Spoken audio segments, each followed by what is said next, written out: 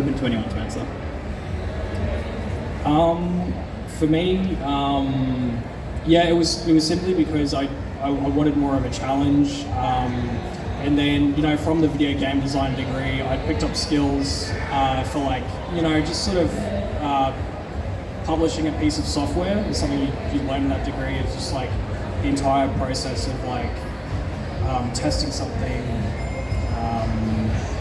and like ideating on something, and then sort of like a method, the agile method of working in Scrum.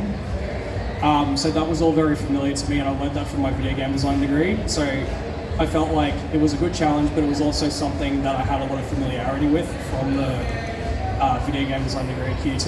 And yeah, I mean, like I've really enjoyed it, and it's probably might come a time where I'll try to apply myself to something else. But yeah. I have a question, Joe. What does agile methodology mean?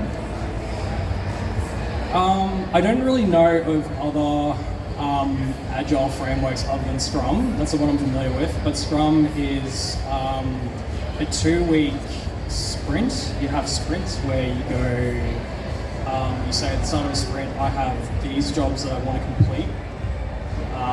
And then you'll work on them for 2 weeks, and then you'll take stock of like what you've completed by the end of the 2-week cycle and say, this is what we completed, these are the new jobs we've created, these are the ones we still have yet to do. It's just a way of structuring, software development, but it's sort of like a low-level management, like the Scrum Master is a low-level manager, so they sort of coordinate a small group of people to do these things and look at defects, stuff like that. So,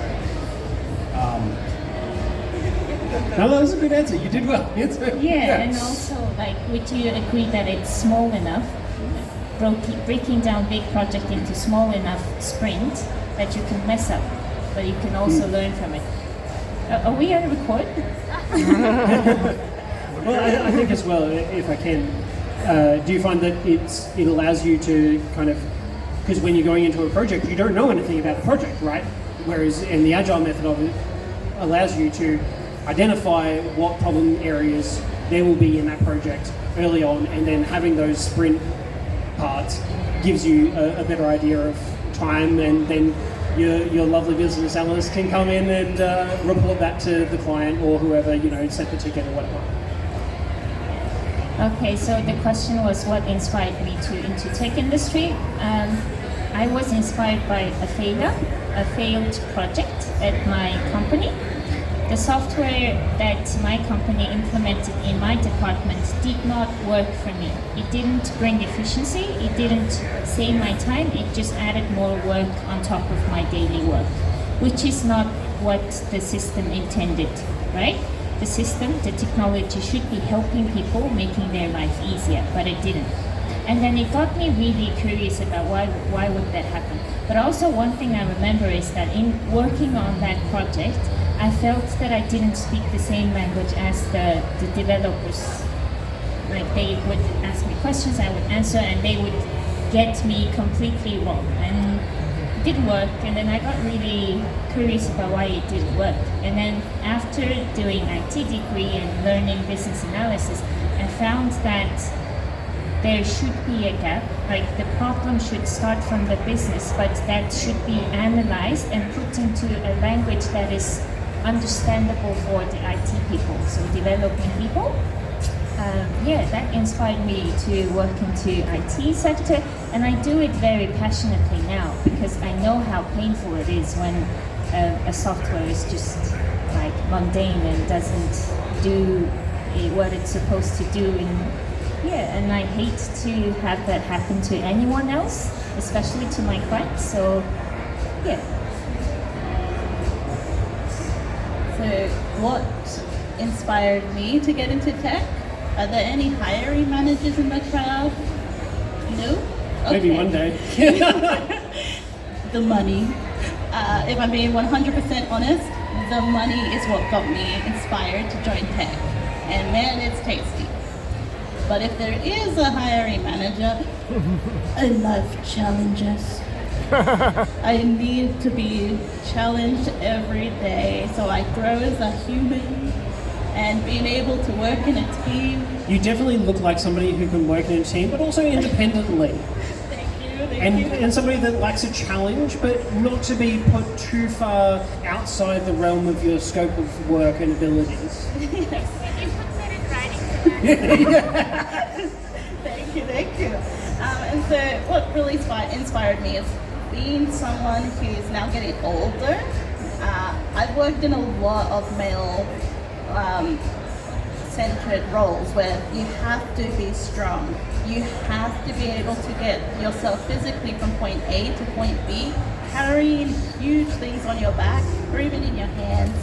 When we were building houses, I was building bricks with my family just to lay those bricks on a job site. And every day it gets tougher. And then once you enter into hospitality, you also have to run around on your feet. And we being young, once upon a time for me, they will try to pressure you into taking on more work.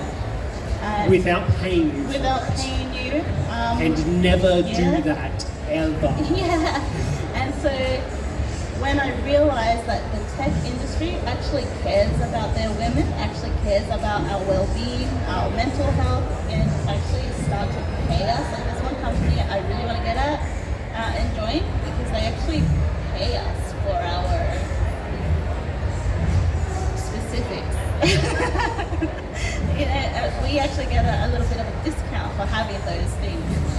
What you will find, you will face a lot of challenges, and the tech industry will help protect you in your future and protect your body and your mind as you grow. And it's a good place to learn. It's a good place to, that's a really inspiring part for me. But when there's no recruitment managers around, it's the money. So once you guys did find your inspiration to move into the tech industry, how did you choose the niche or the area that you wanted to specialize in and work in? It's really hard to say. Okay, I'm exactly running what low you on want battery. for Thank you for watching. having your These people are input going to in be the talking for impact. another whole hour. So I Okay, thank I you. would say